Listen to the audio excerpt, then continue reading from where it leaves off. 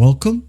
In this video, I'll show you how to uninstall apps on Windows 11. Uninstalling apps on Windows 11 is pretty easy. Alright, just go ahead over to your search bar and click on it.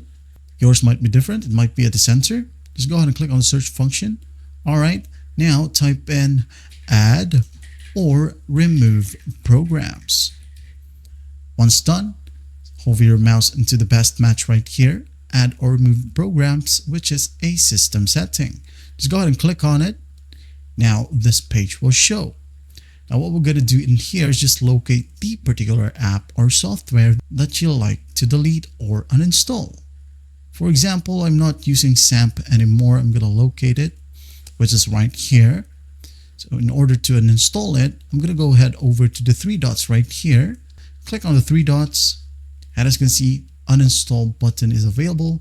Just go ahead and click on it, and there will be a prompt. This app and its related info will be uninstalled. If you're sure, just go ahead and click on uninstall, and there will be a prompt. All right, just click on yes, and just simply wait for a bit.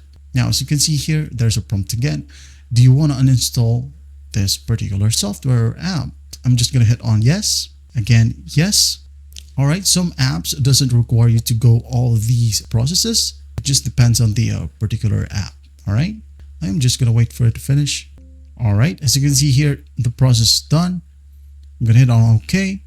And some apps may require you to restart your computer. Just go ahead and click on yes if that's an option. All right, and that's basically how you uninstall an app on Windows 11. Well, I hope this video helps, and I'll see you in the next one.